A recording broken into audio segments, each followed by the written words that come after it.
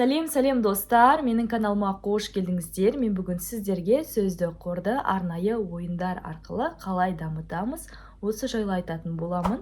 Егер де менің видеом ұнаса, менің каналыма тіркеліп, лайк басуды ұмытпаңыздар. Достар, сіздер білесіздер, жалпы сөздік қорды біз арнайы жаттығулар арқылы дамытатынбыз, және де біз сөздік қорымыздың бай екендігін басқаларға көрсету үшін міндетті түрде оны жаттықтыратын едік. Ал бүгін біз сіздермен жай ғана қарапайым ойындар арқылы өзіңіздің сөздік қорыңызды дамыту жолдарын көрсететін боламыз. Ең алдымен сөздік қор дегенге тоқтала кетейік. Сөздік қор дегеніміз ол адамның сол тілдегі білетін барлық сөздерінің жиынтығы болып табылады. Мысалға, сіз қазақ тілін білетін болсаңыз, сол қазақ тілінде білетін сөздеріңіздің барлығы да сіздің сөздік қорыңызды құрайды.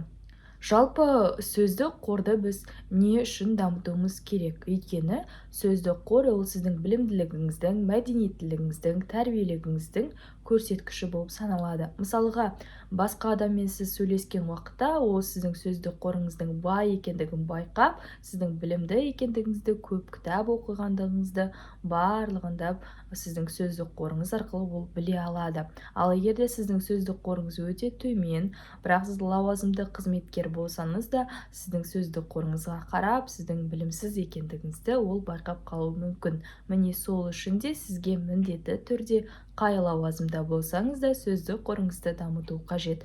Және де сөздік қор, жалпы сөздік қорды дамыту ол бізге қалай көмектеседі? Ол бізге қарым-қатынас барысында көмектеседі, және де жазу қабілетімізді арттыруға көмектеседі, және ойымызды ашық әрі анық айтуымызға көмектеседі екен. Одан басқа да, мысалы, сіз өнер саласында, журналистика саласында немесе тағы да басқа салаларда жүрсеңіз де, сіздің сөздік қорыңыздың бай болуы сіздің жұмысыңыздың әрі қарай өрбуіне өзінің септігін тигізеді. Олай болса, достар, ең алдымен біз сіздермен сөздік қорды дамытуға арналған бірінші ойынға тоқтала кетейік.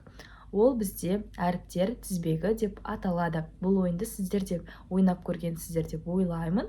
Жалпы сіздер бір сөзді айтасыздар, одан кейін сол сөз қандай әріппен аяқталады, келесі сөз сол әріптен басталуы қажет. Мысал айтатын болсақ, айна, мысалға аспан, яғни н әрпіне аяқталса, намыс.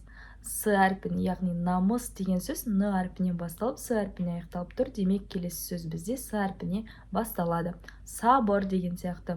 Және де келесі бізде р әрпіне аяқталса, раушан деген сияқты осылай жалғастырып кете бересіздер. Достар, келесі ойын түрін сіздер топ арқылы ойнасаңыздар болады. Мысалға, сіздер достарыңызбен жиналған кезде осы ойынды ойнап көріңіздер. Ол үш сөз деп аталады, яғни сіздерге үш сөз беріледі. Мысалға, доп, мұғалім, оқушы деген сияқты кез келген, немесе аспан, күн, жер, немесе аспан, жер, мұғалім деген сияқты үш кез келген сөзді аласыздар да, сол сөз арқылы бір-бірлеріңізге, яғни ұқсамайтындай сөйлемдер құрастыруыңыз қажет. Мысалға, сіз өзіңіз оқушы, доп, мұғалім таңдасаңыз, осы жайлы сіздер бір сөйлем құрастырасыздар, яғни үш сөзден үш сөйлем құрастырып, одан кейін сіздің досыңыз да тура солай үш сөйлем құрастыру керек, бірақ оның құрастырған сөйлемдері сіздің сөйлеміңізге ұқсамау қажет болады.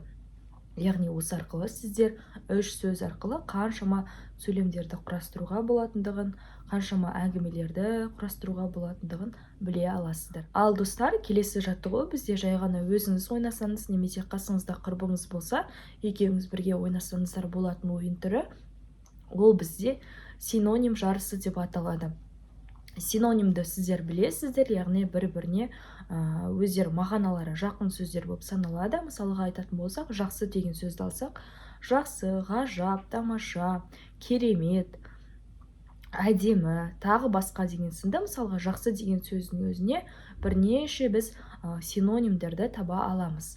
Сол сияқты сіздерде кез келген бір сөзді алыңыздар, яғни сол сөзге сіздер синоним сөздерді табыңыздар. Осы арқылы сіздердің миларыңыз жақсы жұмыс жасап, синоним сөздердің барлығында өзіңіз қайталаған сайын сізде есіңізде сақталуына көмектесетін болады. Мысалға, сіздер бұрынғы видеоларда айтып кеткендей, активті және пассивті сөздік қор бар, яғни сіздер синоним сөздерді білгеніңізбен оны ұмытып қалуыңыз мүмкін, өйткені сіздер оны күнделікті қолданбайсыздар ғой. Ал егер де сіз осылай ойынды ойнау арқылы қайталайтын болсаңыздар, онда сол сіздің пассивті сөздік қорыңыз активті сөздік қорға қосылатын болады.